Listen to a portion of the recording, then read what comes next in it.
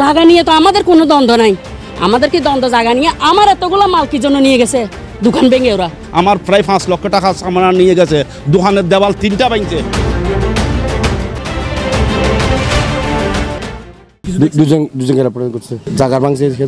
চট্টগ্রাম নগরের বাকুলিয়ায় একটি ফার্নিচার দোকানে ভাঙচুর ও মালামাল লুটের অভিযোগ উঠেছে। জানা যায় গত 9 আগস্ট সকাল 6:30টার দিকে বাকুলিয়া থানাধীন কেবি আমান আলী রোডের বলিরহাট এলাকায় পুলিশ ফাঁড়ি সংলগ্ন জাহাঙ্গীরের ফার্নিচার দোকানে অনুপ্রবেশের মাধ্যমে সীমানা প্রাচীর ও তালা ভেঙে দোকানে থাকা আসবাবপত্র, আইপিএস ও ব্যাটারি সহ আনুমানিক 3,22,000 টাকার মালামাল লুট করে নিয়ে যায়। সেই সাথে সীমানা প্রাচীর ভাঙার ফলে আরো আনুমানিক 30,000 টাকার ক্ষয়ক্ষতি হয়েছে বলে দাবি করেন ভুক্তভোগী দোকানি ও তার পরিবার। এখানে 3টা করে 6টা তালা ছিল, ভিতরে এখন 3টা চলে গেছে তালা এদিকের গুলা, আর ওরা এদিকে যে 2টা ওরা মারছে এই 2টা আছে আমাদেরটা কাটে ফেলছে। জায়গা নিয়ে তো আমাদের কোনো দ্বন্দ্ব নাই। আমাদের কি দ্বন্দ্ব জায়গা নিয়ে? আমার এতগুলো মাল কি জন্য নিয়ে গেছে? দোকান ভেঙে ওরা। আমি ফার্নিচারগুলো তুলছি যে দোকান করতে পারি নাই ওদের জন্য। যাক, আইনে যেটা করে, উনি জমিদার বলছে যে আমি আইনের বাইরে যাইতে পারবো না, আইনে যেটা করে ওইটা হিসাব করে আপনারা করবেন। তাইলে আমরা আইনের জন্য বসে আছি। তাইলে বৃহস্পতিবারে যখন রায় পাইছে, শনিবারে রাত্রে কিভাবে সকালবেলায় এটা করছে?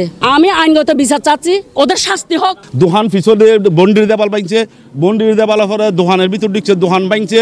মামলা এরা করছে, এরা মামলা যখন হারিস হয়েছে, রায়টা আমার না, এখন মামলা নিষ্পত্তি হয়েছে। মামলা আমি দোকান করলাম, নিষেধাজ্ঞা যেহেতু নাই, এরা আইনে আমার দোকানটা লুটফাট করেছে।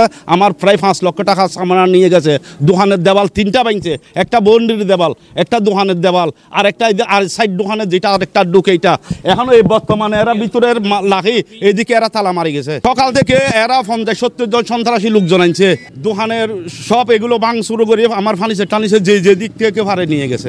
আমি এটার আইনগত বিচার চাইতেছি, যে আমি জনগণের থেকে, আইনের থেকে এই সহযোগিতা চাইতেছি।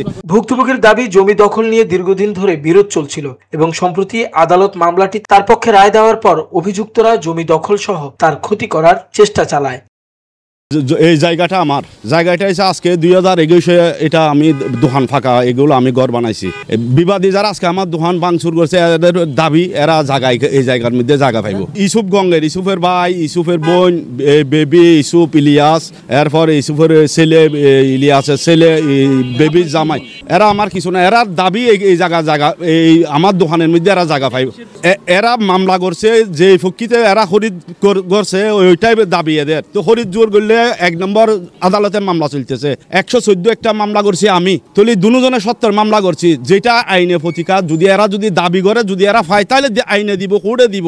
আইনে দিলে আমার কোনো অসুবিধা নাই। 29/11 একটা এরা মামলা করছে। এরা একটা অর্ডার লইছিল, নিষেধাজ্ঞার অর্ডার।